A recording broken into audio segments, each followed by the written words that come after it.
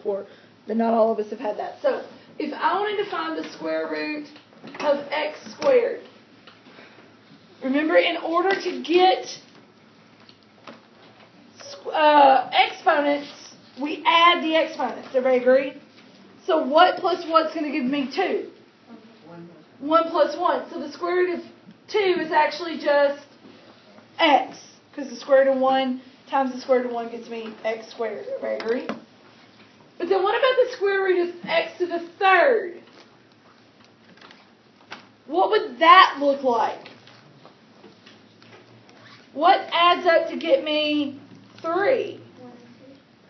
Not 1 and 3. 1 and 3 gets me 1 and 2. Okay. So if I had the square root of x squared times the square root of just x, what's the square root of x squared going to get me? X. But I still got the square root of x left, right?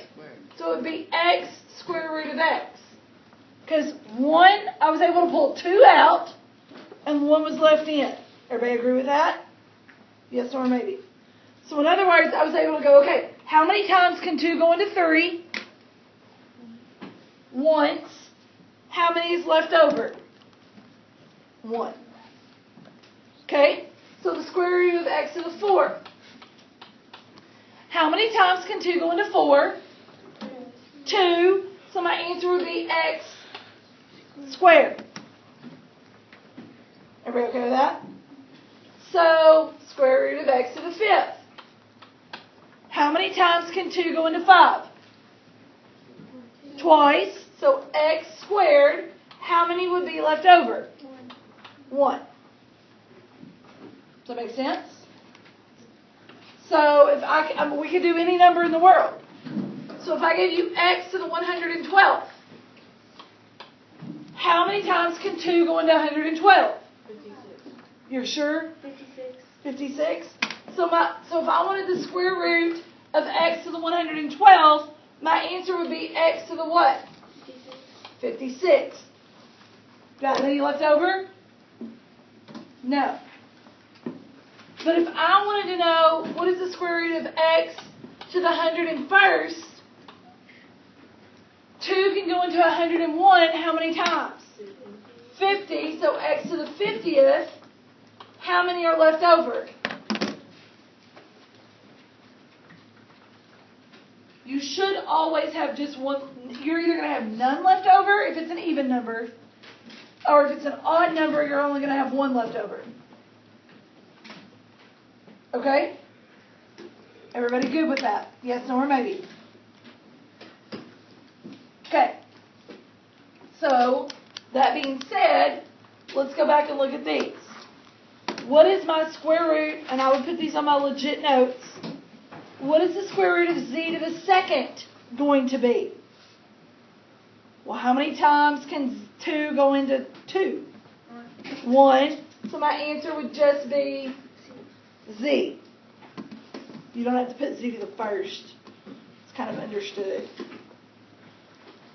Square root of x to the 6th. What's that going to get me? X to the 3rd. Okay. Oh, C looks a little weird though, doesn't it? So this time, instead of dividing it by 2, I'm going to try to do what? Take the square root of 3. So what number can I multiply by itself 3 times and get 27? 3. Not 9. 3. Because 3 times 3 is 9. 9 times 3 is 27. So 3 square roots of 27 gives me 3. But what about 3 square roots of y to the 6? Y squared. So guess what my answer would be? 3y squared.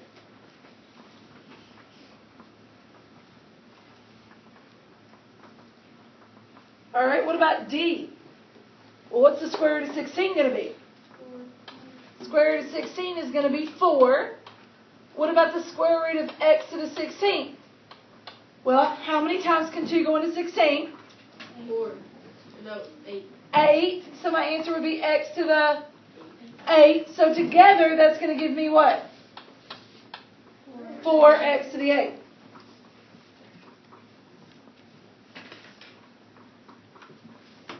Everybody okay with that?